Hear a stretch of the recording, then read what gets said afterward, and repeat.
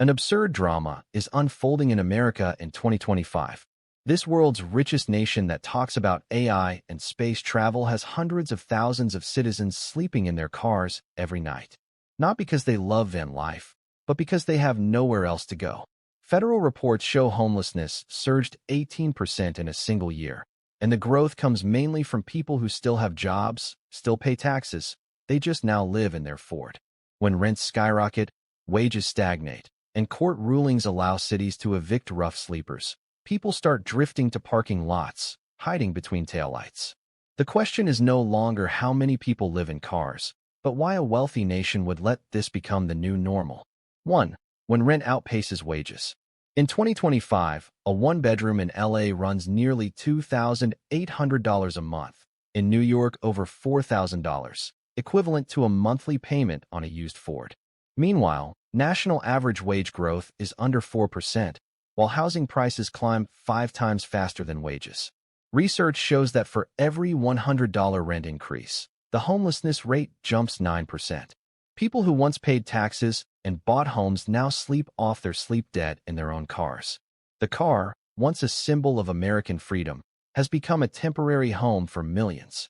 People no longer say, work to buy a car, but have a car to work. The steering wheel isn't for turning anymore, it's for escaping rent. A man in the San Francisco Bay Area said, I used to split rent with 2 roommates. After it went up $300, I moved out. The old van is home now. At least the landlord can't evict me. This isn't an isolated story, but a symptom of economic misalignment. The American dream now small enough to fit in a trunk. Ironically, in America, people with garages are considered rich, while people living in cars are called vehicularly homeless. The question isn't why they choose to live in cars, but why a country with plenty of empty housing forces citizens to turn their cars into bedrooms. 2. The invisible homeless. The most ironic part? America's homeless aren't all on the streets. Many have roofs, just metal ones, with 4 wheels and a steering wheel.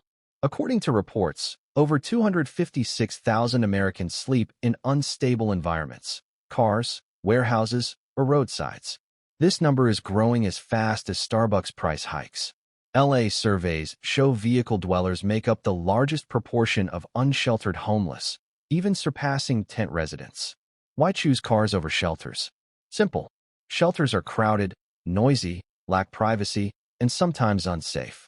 A car, though cramped, is a small space that preserves that last bit of dignity. Nobody sees you, nobody pities you, and you can still shave, make coffee, listen to the radio, like a normal person. Cars help them hide the homeless label. But because of this, they're invisible in support systems. Governments typically only count people sleeping rough or in shelters. This group gets almost completely ignored by the data. They're not homeless enough to get help, but not stable enough to survive long-term. A gray zone of dignity that's expanding. Imagine you're 58, retired, with a paid-off SUV. Then the hospital bills arrive, medication costs double. You sell your small apartment planning to rent, but rent nearly equals your pension.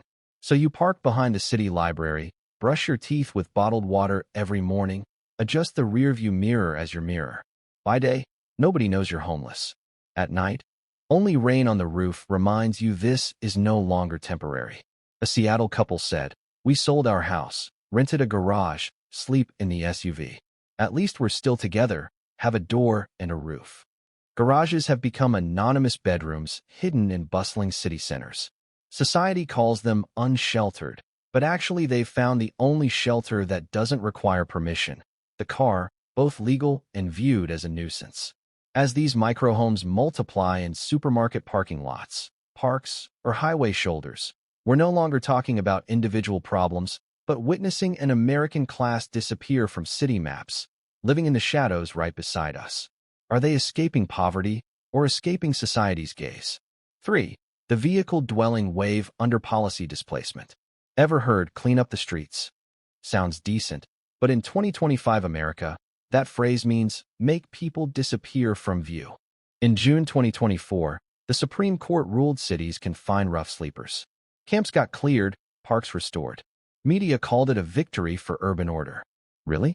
It just moved tens of thousands from sidewalks into automobiles. LA, San Francisco, Portland, former tent cities are now car cities. The only difference is after camping bans, people sleep in cars and cities look tidier. San Francisco data shows vehicle-less residence numbers increased 37% from 2022 to 2024, right after anti-camping laws took effect. Drive past Costco parking lots or parks after dark, and you'll see rows of quietly parked cars. No lights, no movement, but inside are lives holding their breath. The problem? Policy doesn't ask, why don't they have homes? Only, how do we get them off streets? It solves image, not root causes. Government can report achievements. Rough sleepers down 20%. But doesn't mention 15% now sleep in cars, 5% forced to leave the city. Streets look cleaner, but hearts aren't. Tents got replaced by overnight parking lots. As long as you don't have to see it, everyone's comfortable.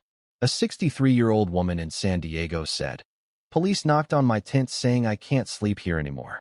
I got in my car thinking it'd be better. Now they ticket me for parking too long." Perfect vicious cycle. Can't lie down, can't park, can't stay. In this whirlpool, people learn how to be invisible, sleep in cars without lights, move every few hours, park where there's free Wi-Fi.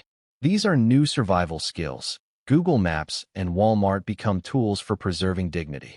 Ironic, but true. In America, poor people sleeping on streets get fined. Poor people with cars get called vehicularly homeless. Something to be proud of? What's truly scary is when laws start redefining where poverty is allowed to exist. Vehicle dwelling is no longer an exception, but an unspoken underground policy. Behind every quietly parked car isn't just a temporary resident, but a forming new American class. 4. The middle class homeless. Ever think homeless people have their own cars? Sounds contradictory, like luxury poverty. But in 2025 America, this has become a new class. They're not poor enough to get help, not rich enough to keep a roof. They're called middle-class homeless, stuck in between. No tents, no shelters, no slogans. Have jobs, phones, temporary insurance. But when night falls, the place to sleep is the SUV backseat. LA research shows the vehicle-dwelling population is completely different from the shelter crowd. They're not addicted, not unemployed, don't want to trouble anyone. They just ran out of options. Half have full-time jobs, a third are over 50. Many once owned houses until rent rose, medication costs rose, or medical bills crushed their finances. Cars went from commuting tools to final lifelines, keeping them from hitting rock bottom temporarily. A 55-year-old technician in San Jose said, "I won't sell my car because now it's my home."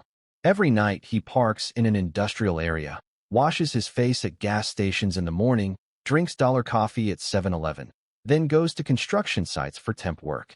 "At least I still have my own lock. Shelters don't have that." This is how people hold on to a tiny bit of self-respect. The paradox: because they have cars, authorities don't classify them as emergency homeless. They get no support, no records, aren't counted. They're like small bugs in large software. Nobody fixes them because it still runs. But it only runs until the car breaks or runs out of gas. That moment they officially cross the homeless threshold. People say home, sweet home. But for many Americans now, it's home, sweet parking lot. They're not quitters, but living proof that rising rent or medical bills can erase all stability in a person's life. Is society really helping them stand on their own? Or just waiting for them to hit bottom before glancing back? When once stable people have to live in cars, we're no longer talking about individual stories, but a crisis knocking on every garage door. 5. 2025, the American dream's tipping point. Feel it. The air in 2025 is strange. Not gas prices, not elections, but America quietly sliding into a new crisis. Cars not only carry people, but carry their sleep too. Federal reports show 771,000 Americans experienced homelessness on a single night in 2024, up 18% in a year, the highest since government started tracking. Looks like statistics, but if you've seen the long rows of overnight vehicles in Walmart lots or roadside parks, you understand.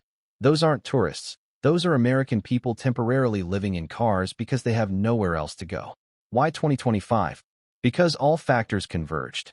Rents still soaring, wage growth crawling, anti-camping rulings forcing people into cars, the once most stable middle class getting sucked into the void. while social housing systems move slower than 1998 RVs. We're witnessing a perfect storm: rising costs, tightening regulations, declining confidence. Cars have become a generation's temporary home. They're not necessarily poor, just have nowhere to go. A 60-year-old man in Oregon shared, "I thought homeless people were others, addicts, unemployed. Then one day I sold my house to pay medical debt. Now I sleep in a Ford Ranger, but still wear a button-down to work." He's not unemployed, not addicted, doesn't want pity. Normal life just costs more than dreams now.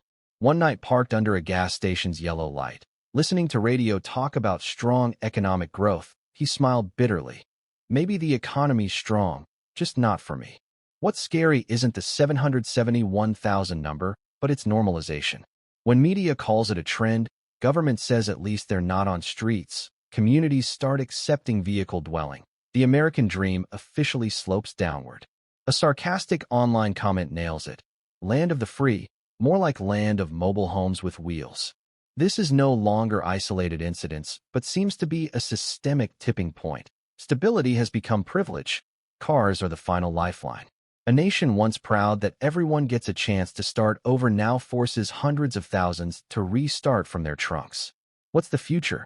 Imagine some morning in 2030, you drive to work and see a new sign.